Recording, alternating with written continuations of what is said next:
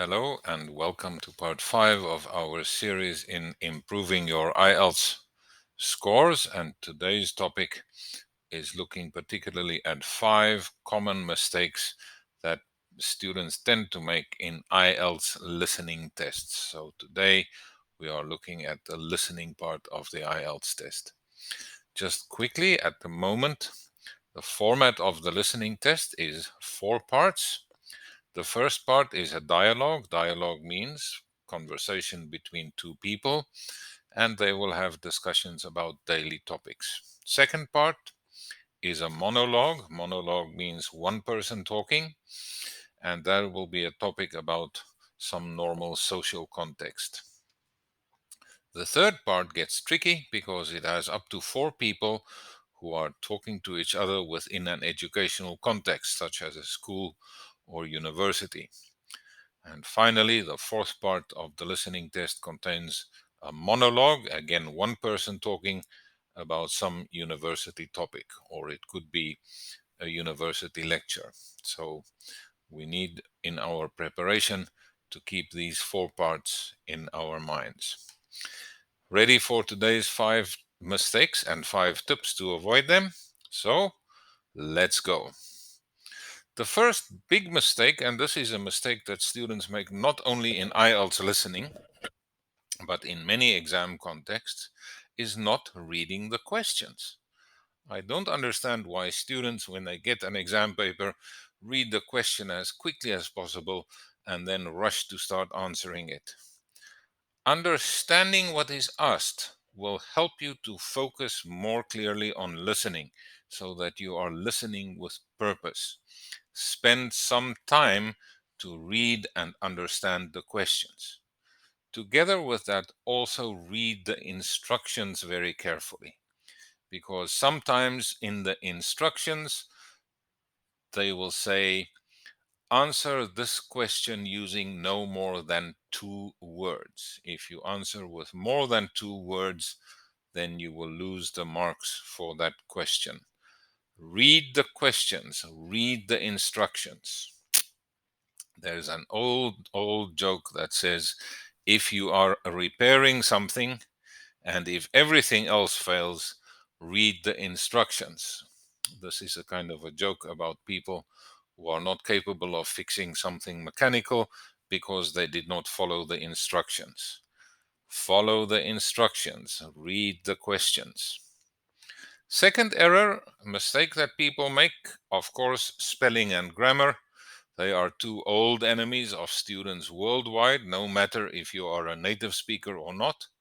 Spelling and grammar. Pay attention to spelling and grammar. Even though it is a listening test, your answer is in writing, and you should make sure that you still follow the normal rules of spelling and grammar. Principle, as always, make friends with your dictionary and read, read, read.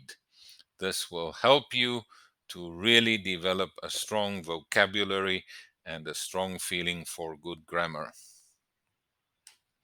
On to the next mistake that students make is that they try to multitask. So while they are listening, they are reading the question, they are trying to answer the question, and they are not focusing on what the people are saying. The listening test particularly is tricky, and we will see later that actually the creators of the test even put some tricky parts into the dialogue or into the monologue.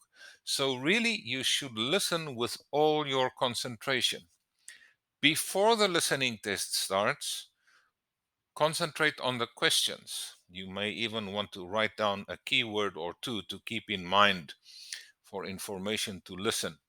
But when the speaking starts, drop your pencil, drop your question paper, and just listen to the speaking part. Don't read or write while listening. There is not really something such as multitasking. You're not a computer, you're a human being.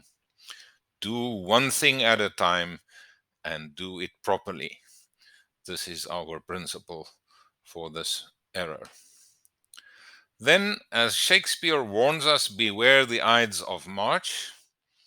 That is a phrase that means there is somebody in here or near you who may want to trick you.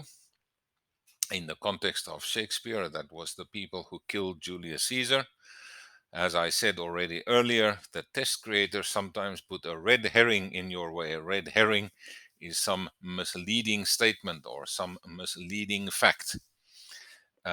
Or they might try to hide the information. Again, you have to listen very carefully and pay careful attention. The principle here is focus and pay attention while keeping the question in your mind. I think the secret to a good listening test really is focus. Focus on what the speaker is saying. The fifth mistake, and this is a big mistake that I've seen many times with students in English tests, but also in other settings, is that they just come to this exam totally unprepared. They do not practice anything. They come into the test unprepared, and that is something that makes them very panicky when the test begins, when they realize that they are unprepared, and then they fail. The principle is to practice, practice, practice. Language is not something that we learn overnight. Language is not something that we learn in a week or even in a month. Language is something that we learn over time. The more we practice, the better we get. Before we get to the summary of today's video, please remember, if you find this video to be helpful, hit the like button and also please subscribe to this channel. There will be many more videos coming out in the future. Thank you in the meantime for your support.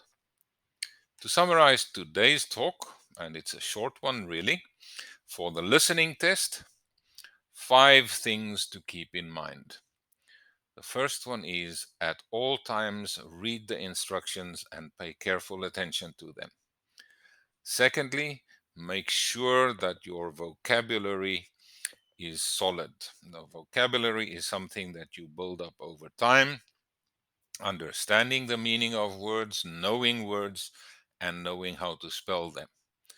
During the test, focus on the speaker.